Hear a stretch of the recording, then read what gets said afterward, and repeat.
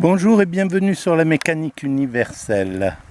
Alors aujourd'hui, nous sommes le 11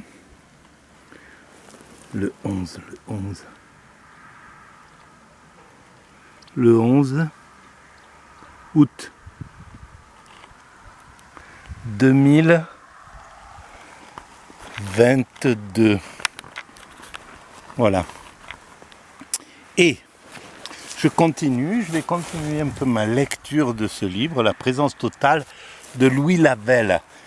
C'est en lien avec mon site, la mécanique universelle.net et voilà, dans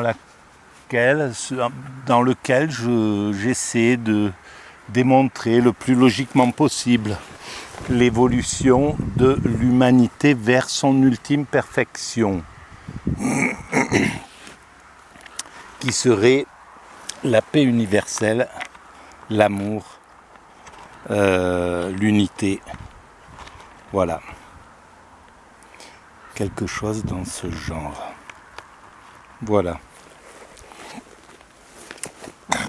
Et donc, je reprends la lecture et je commente, voilà. En fait, j'en profite pour digresser un petit peu. Alors, quelle page? J'ai pas noté malheureusement. Bon, je pense que j'en suis là.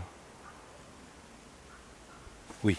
Alors, dira-t-on que c'est par une extrapolation illégitime que nous dépassons la correspondance actuelle de telle opération et de telles données, que rien ne nous autorise à poser un acte parfait qui résorbe en lui toutes les données, et que cet acte premier ne peut être rien de plus à l'égard de notre propre conscience qu'un acte de foi. Mais nous sommes ici au-delà de toutes les oppositions que l'on peut établir entre l'expérience, la raison et la foi, au foyer même d'où elles jaillissent.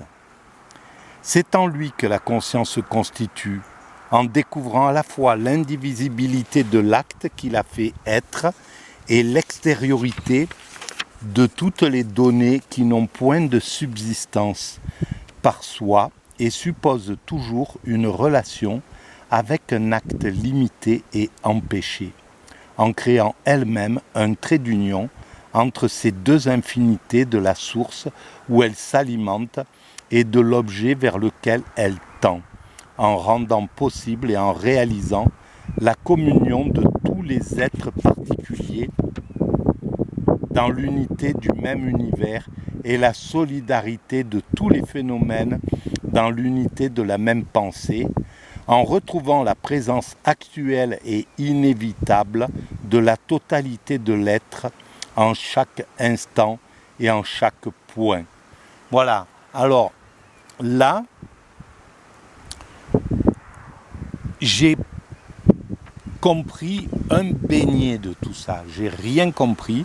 Et voilà, déjà, il me faut du temps pour rentrer dans quelque chose. Mais en plus, là, franchement, je comprends pas. C'est voilà des phrases très universitaires sans doute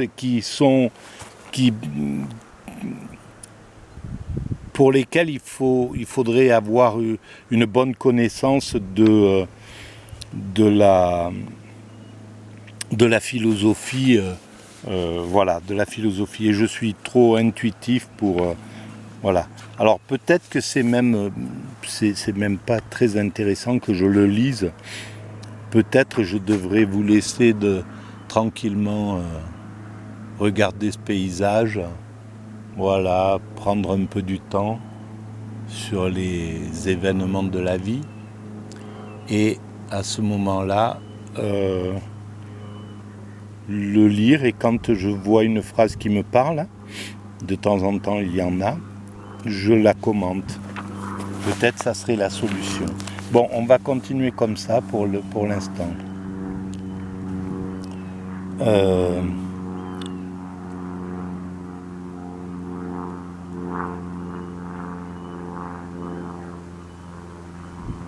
et l'on conçoit volontiers que cet acte universel dont nous parlons mérite d'être nommé un acte de foi, s'il est vrai qu'il ne peut jamais devenir un pur objet de connaissance, qu'il dépasse toujours tout ce qui nous est donné, qu'il n'est jamais saisi que par notre volonté de consentir à coopérer avec lui, de telle sorte que bien qu'il soit lui-même la condition de tout ce qui peut être posé, il ne peut être posé en nous et par nous qu'à proportion de notre propre puissance d'affirmation et qu'il mesure toujours l'élan, l'ardeur et la défaillance de notre attention, de notre générosité, de notre amour.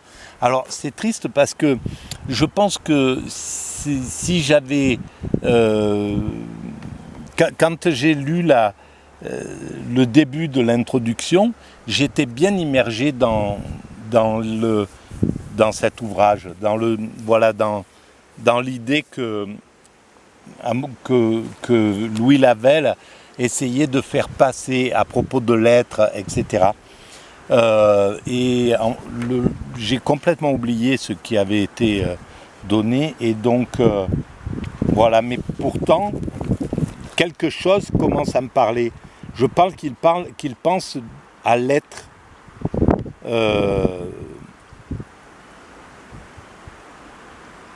qui est la totalité, qui est la base de ce qui existe, quoi. En fait, sans lequel rien ne serait là. Le principe créateur, en somme.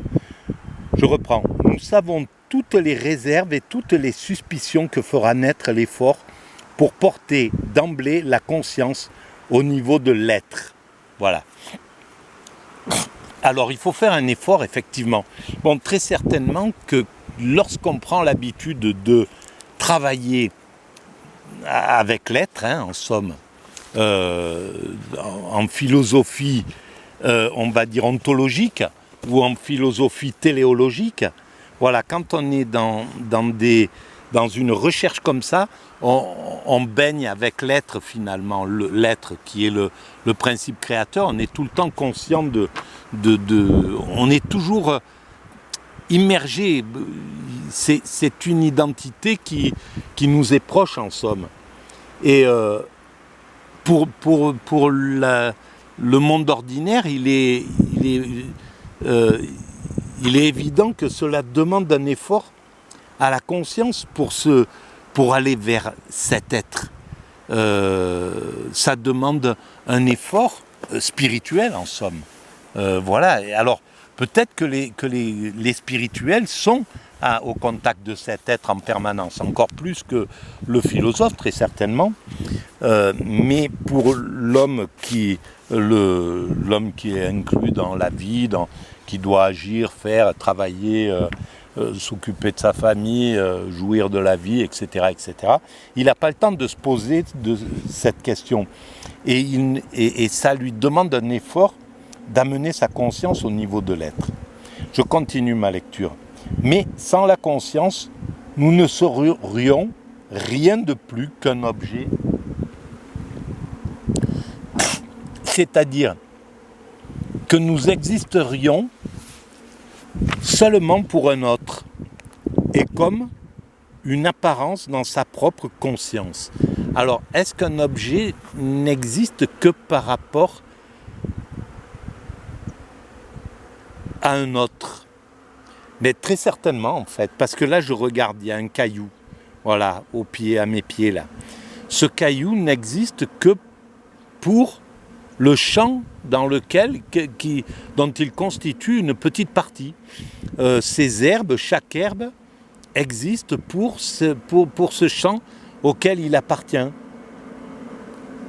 L'oiseau, pareil peut-être, etc. Il faut se hisser au niveau de la spiritualité pour changer de position, en fait, probablement. Toutefois, il ne faut pas non plus considérer notre conscience personnelle comme la simple spectatrice d'un monde auquel elle demeurerait étrangère. Non, ben oui, bien sûr, c'est vrai que Notre conscience nous a sortis de ce monde. Elle nous met un peu étrangers à ce monde. Il faut faire un effort aussi maintenant pour se sentir en osmose avec, voilà, je suis là dans cette, face à ces arbres, à cette prairie, à cet endroit qui est magistral, qui est magnifique, avec des parfums, des odeurs que malheureusement je ne ressens pas parce que mes narines sont bouchées, mais sont obstruées, pardon. Mais voilà, il y a un petit air, il y a quelque chose qui... On pourrait être en osmose, ça appelle l'osmose, mais j'ai pas le temps. Il faut que j'écrive, que je fasse de la philosophie. Voilà, il y a quelque chose qui me pousse à ne pas rester dans la contemplation. Elle seule, la conscience, nous révèle notre être véritable et du même coup le dedans de l'être total. Oui, parce que l'être véritable en nous, c'est le total, c'est l'être total. L'être véritable, c'est l'extase, c'est l'état extatique. L'autre, c'est l'ego, c'est ce qu'on croit représenter. Voilà, je suis un tel, j'ai une demeure à 20 km d'ici, etc., etc. Voilà, j'ai tel âge, je fais telle chose, etc. Je suis en fait constitué de tout un panel de choses. Mon esprit est encombré de tout un panel de choses qui font ce que je suis socialement. Mais pour toucher le vrai, ce que je suis, c'est il faut aller toucher l'être véritable. Et là, à ce moment-là, on est consubstantiel. La conscience, elle devient consubstantielle de Dieu, en fait. Donc je continue. Et du même coup, le dedans de l'être total, avec lequel elle est consubstantielle et dans lequel elle nous oblige à pénétrer et à engager notre destinée. L'attitude phénoméniste est à la fois un refus de l'être et un refus d'être. Oh oh! Alors ça, est-ce qu'il parle des phénoménologistes ? Est-ce qu'il parle des Sartre, des Camus, etc. Auquel cas, il aurait raison aussi dans ce sens-là. Un refus de l'être, donc du divin, en disant si le monde n'a pas de sens, c'est à nous de le créer. Donc ça voudrait dire il n'y a pas Dieu, quoi. Hein. C'est à nous de créer le monde, Dieu, de créer tout, d'imaginer. C'est d'un narcissisme absolu d'ailleurs, c'est incroyable. Ça veut dire que les phénoménologistes, les phénoménologues n'ont pas levé la tête au ciel, au moins pour ceux qui sont chez les existentialistes non spirituels. Ils l'ont fait, mais à la fin de leur vie, quand ils étaient contraints d'y réfléchir à cette chose-là. Mais tant qu'ils étaient en action, ils refusaient peut-être l'idée du divin. Et alors, ce qui n'était peut-être pas le cas de Husserl, de ces et peut-être de Heidegger d'ailleurs, je ne sais pas, mais bon, et de Michel Henry et des philosophes comme ça qui ont et de Lévinas qui ont navigué avec l'idée de Dieu chevillée au corps, l'idée d'un principe créateur, quoi, de voilà, la tête levée vers l'extérieur. Voilà, bon, bref, allez, on va pas non plus épiloguer de trop.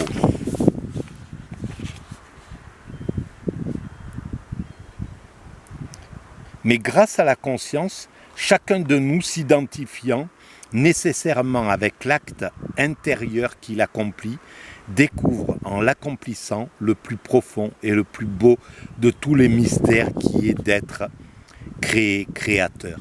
Ça c'est clair, mais on le fait la plupart du temps inconsciemment. C'est quand on peut le faire vraiment consciemment qu'on peut jubiler de cette existence. Mais c'est pas... Le monde nous sort de cette jubilation. Mais chacun le vit quand même. Hein. Voilà, le gars qui est derrière son tour et qui réussit sa pièce, de faire sa pièce, la personne qui range, qui arrive à bien ranger les rayons de supermarché pour, de manière ordonnée, comme il le veut, et il est fier de lui, etc. Il le ressent tout ça. Voilà, le bûcheron, il est content après sa journée, il sait ce qu'il a fait exactement. Et donc c'est même un crime d'empêcher un être humain d'accéder à cet état-là. Donc le marché qui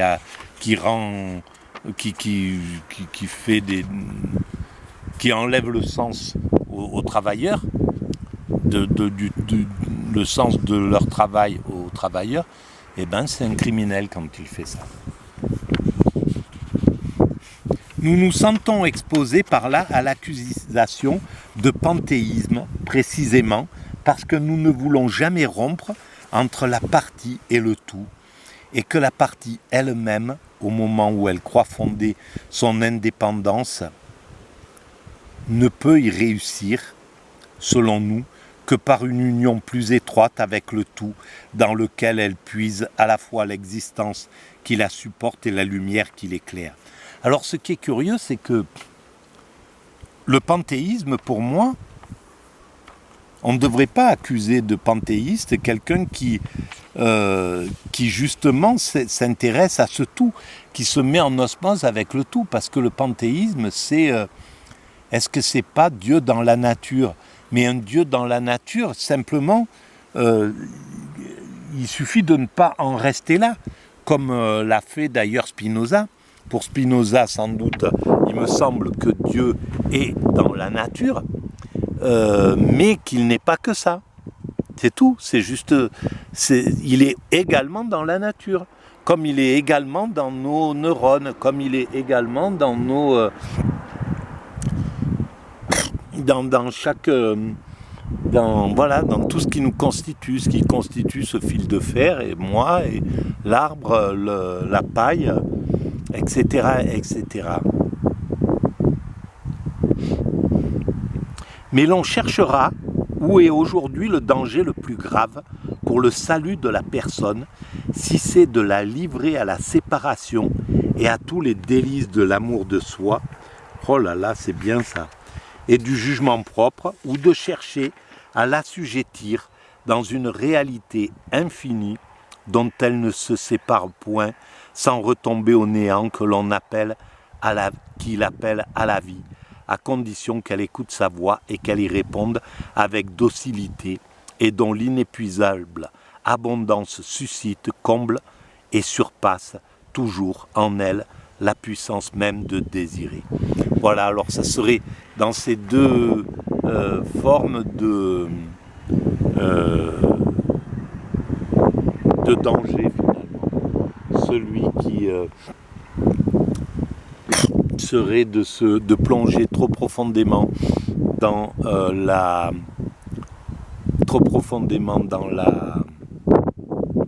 dans le divin, en oubliant tout le reste, et celui de plonger qu'en soi, qu'en son ego, qu'en son narcissisme, en oubliant tout le reste.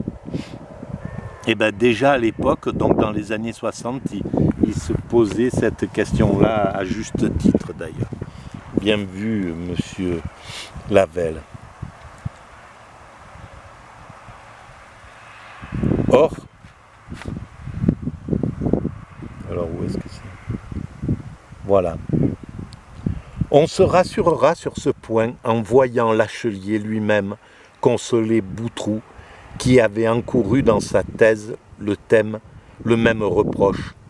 Votre conclusion était sans doute panthéistique, mais il me semble qu'on a bien tort aujourd'hui d'être si scrupuleux sur cet article. Ce qui est à redouter, ce n'est pas le panthéisme, mais c'est sous le nom de positivisme le pur phénoméniste qui ôte toute réalité à la nature et à plus forte raison à Dieu, de telle sorte que ce qui, de votre part, scandalise quelques-uns de vos sujets, de vos juges, m'a au contraire édifié. C'est bien ça, comme il devait être heureux, Boutroux, d'avoir reçu un courrier comme ça. Et il ne craignait pas d'ajouter avec un beau et lucide courage, je continue à voir comme Malebranche toute chose dans l'absolu, mais dans un absolu immanent et identique à la raison. Bien sûr, bien sûr, bien sûr, bien sûr, bien sûr, bien sûr.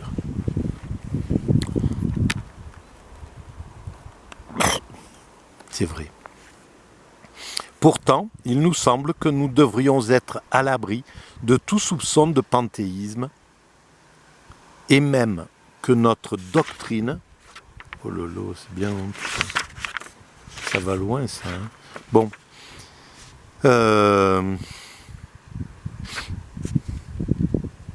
Oui. Bon, est-ce que je vais directement à la... Pourquoi lire cette introduction? Je ne sais pas. Peut-être. Pourtant, il nous semble que nous devrions être à l'abri de tout soupçon de panthéisme et même que notre doctrine pourrait être regardée en un certain sens comme l'inverse de ce panthéisme objectif dans lequel la loi du tout régnant nécessairement dans les parties, les idées mêmes de tout et de partie se trouvent abolies. Ben oui. Alors qu'est-ce que c'est que ce panthéisme dont il parle? On va aller au bout. Car bien que les parties ne puissent exister sans le tout, ni hors du tout, elles doivent recevoir elles-mêmes une certaine indépendance, si l'on veut qu'elles coopèrent avec lui et qu'elles tiennent de lui une existence et une puissance qui pourtant leur est propre. Bien sûr, tout à fait, mais c'est là où, à ce niveau, la philosophie, c'est chacun amène son petit bout de... son maillon à quelque chose, quoi, même en s'y opposant totalement.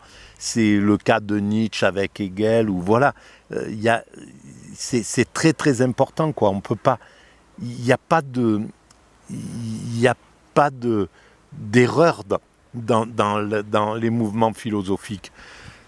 Chacun apporte sa place, celui qui est le pur athée ou qui le panthéisme, alors le plus féroce qui refuse Dieu et qui voit que même la nature et enfin bref, je ne sais pas comment ça se passe, il apporte quelque chose à un certain moment.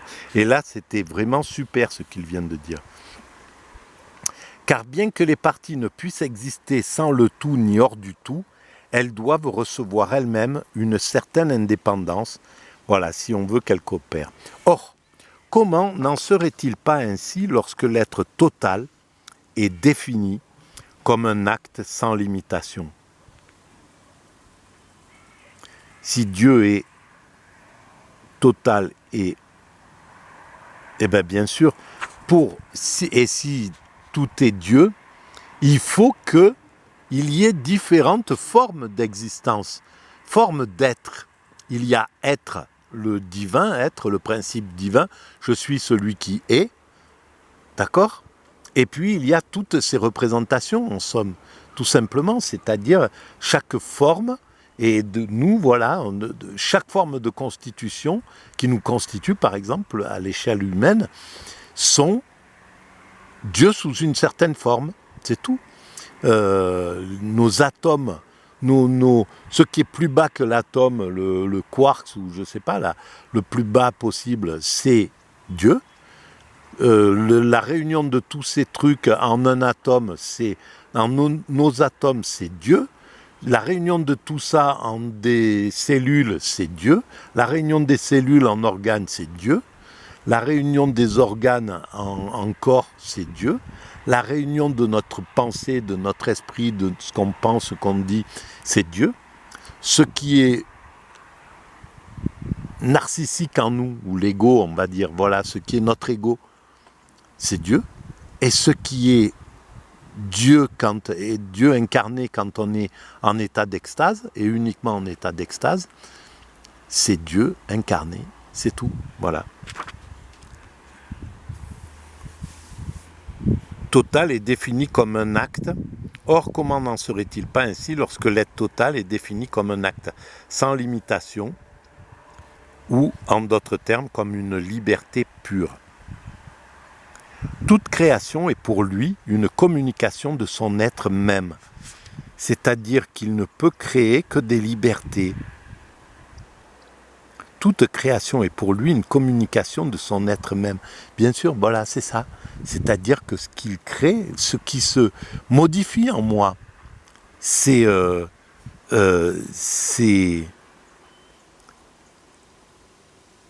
lui, mais c'est des libertés sans être des libertés, c'est l'apparence de la liberté. Mon changement, là, ce qui se passe, ce que je viens de faire, j'ai fait, voilà, je suis plus du tout ce que j'étais il y a une demi-heure avant de partir de chez moi, je suis autre chose, je suis devenu un autre. Mes cellules ont un peu vieilli, quelque chose a changé, mon sang n'est plus à la même place, etc. Je ne sais pas, il y a plein de choses dans mon corps qui ont bougé, peut-être des synapses, des neurones qui ont migré, qui se sont éteints, d'autres qui se sont un peu développés, qui ont pris de l'oxygène, j'en sais rien. Enfin, tout ça fait que je ne suis plus le même, mais c'est pas une liberté. C'est une illusion de liberté. En définitive, rien ne... ça fait partie de la création du divin. C'est plus que de l'omnipotence, de l'omniprésence, c'est plus que de pouvoir agir sur tout, à tout moment. Alors, il y a quelque chose, voilà, mais sans doute des mécanismes qui fait que, voilà. De toute manière, c'est tellement compliqué d'imaginer comment ce principe créateur agit sur ces créatures qu'il ne faut même pas se poser la question. Ça nous est inimaginable. Voilà, c'est tout, ça nous est inimaginable. Mais on doit travailler pour essayer de comprendre ça et de révéler progressivement cet inimaginable. Mais là, ça est encore d'une inimaginabilité absolue. Il ne peut appeler l'être que des êtres qu'il appelle à se faire. Il ne peut appeler à l'être que des êtres qu'il appelle à se faire. Mais il ne leur manque lui-même jamais. Et bien que chacun d'eux paraisse à chaque instant sortir du néant et prêt à y retomber, c'est dans le tout qu'il s'établit, et le tout ne cesse jamais de lui fournir. C'est d'une puissance quand même assez incroyable. Où est-ce qu'on en est? 28. Donc je vais arrêter là